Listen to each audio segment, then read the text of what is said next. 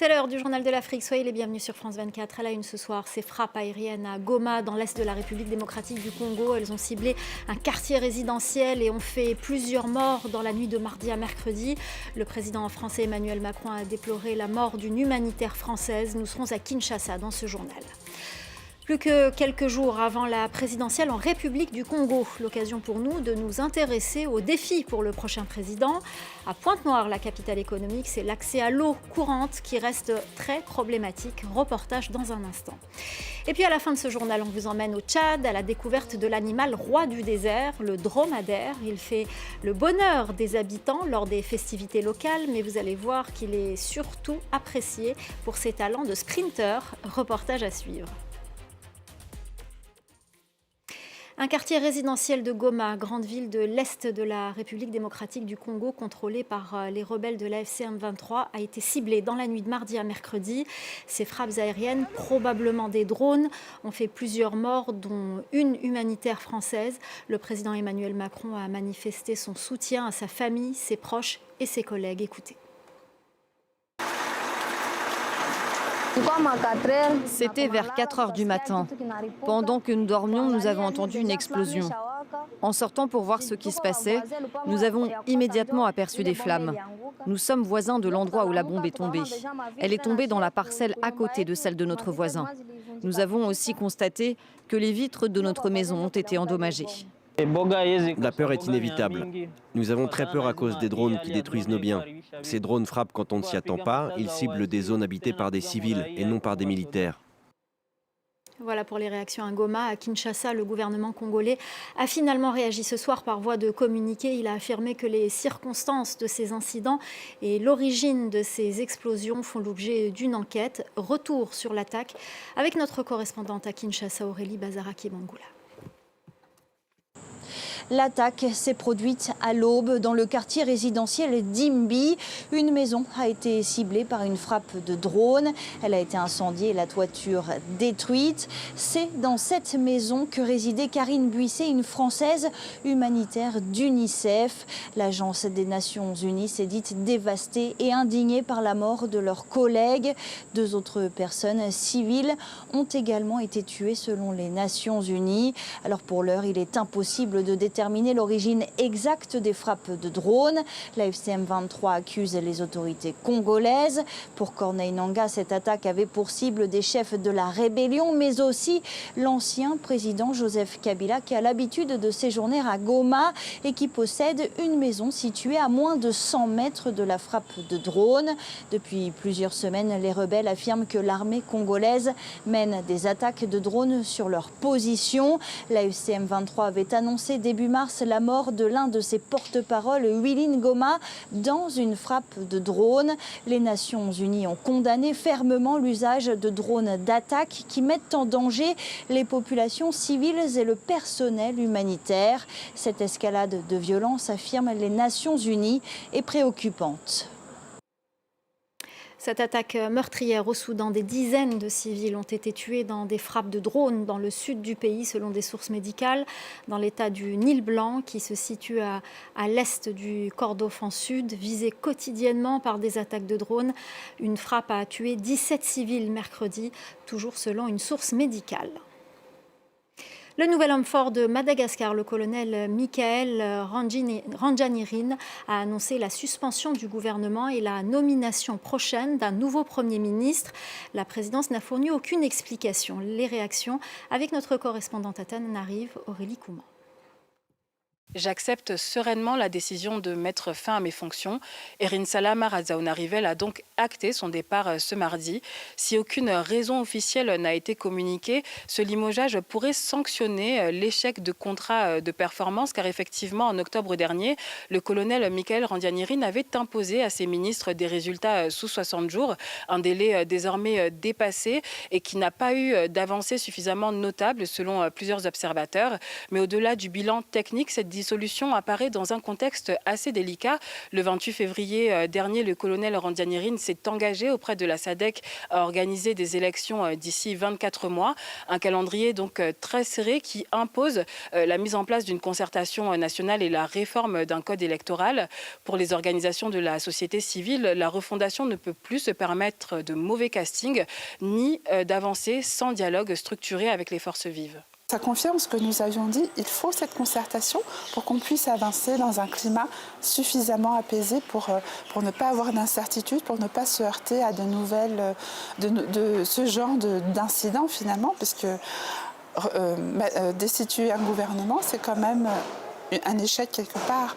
Or, le temps nous est compté et il faut faire les choses correctement pour pouvoir vraiment partir sur une véritable refondation. L'objectif reste un retour aux urnes d'ici 2027. En attendant la nomination d'une nouvelle équipe, ce sont les secrétaires généraux des ministères qui assurent l'intérim pour garantir la continuité de l'État. Nous sommes à 4 jours de la présidentielle en République du Congo. L'occasion pour nous de mettre un coup de projecteur sur le pays.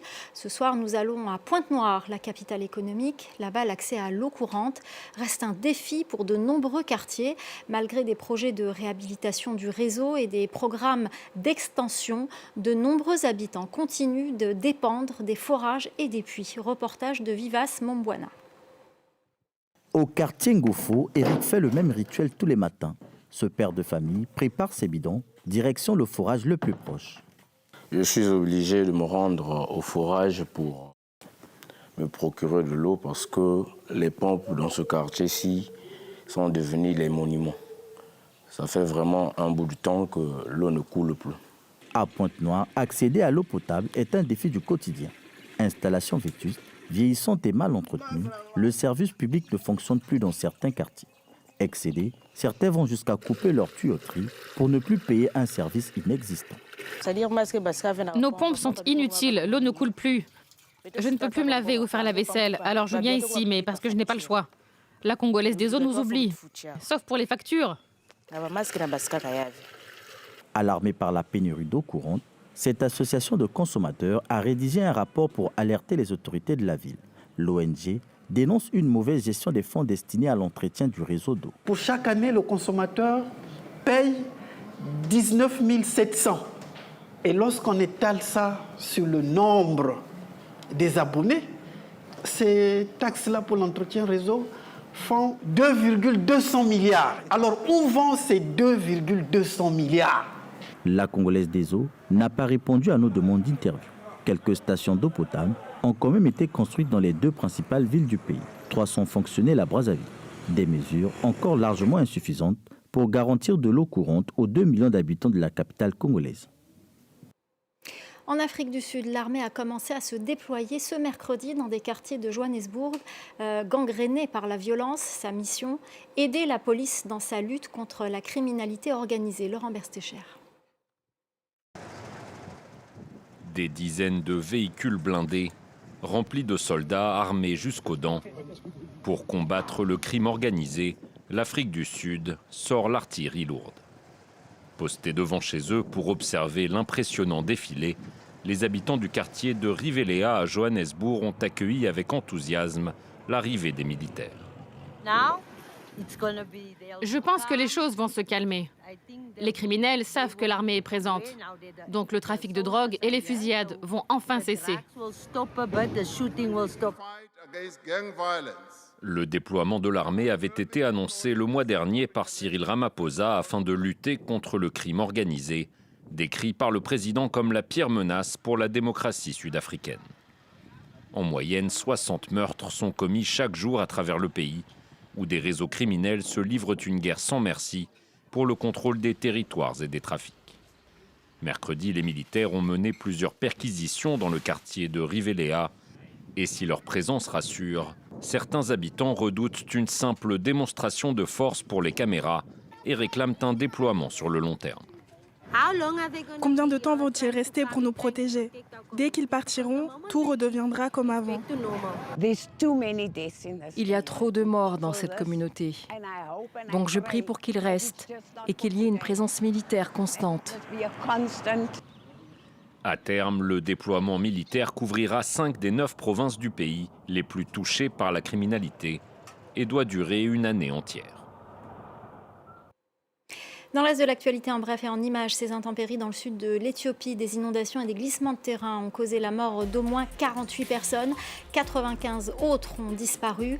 L'Afrique de l'Est a connu ces derniers jours des précipitations torrentielles. La capitale kenyane a également été durement touchée avec un bilan de 49 morts.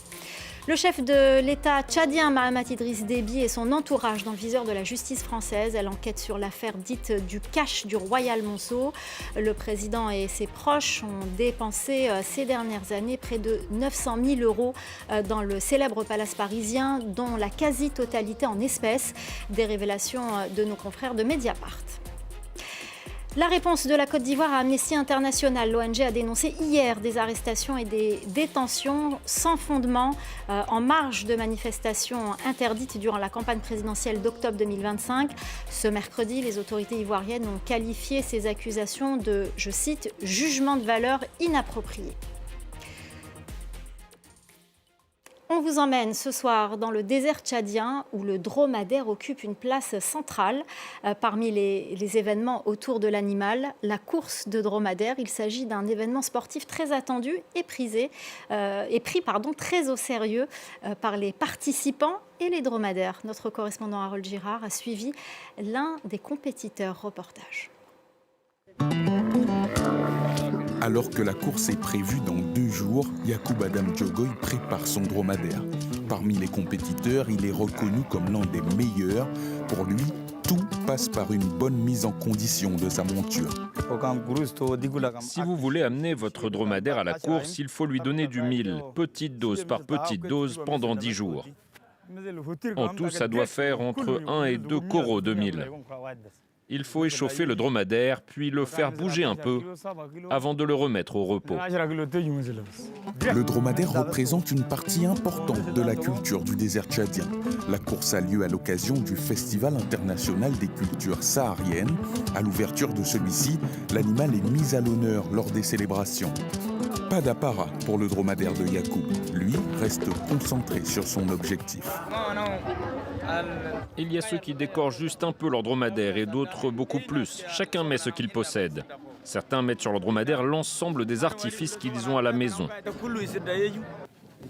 Nous le retrouvons finalement sur la ligne de départ de cette course, mais alors qu'il nous explique ses derniers ajustements, la compétition est lancée sans sommation.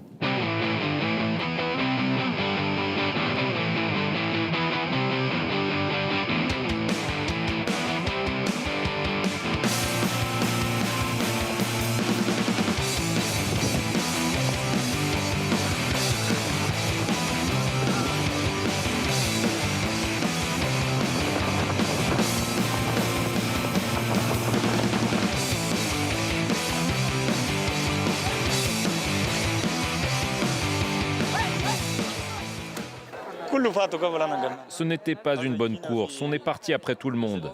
Mais j'ai quand même réussi à rattraper les dromadaires. J'ai dépassé beaucoup de monde pour atteindre cette place.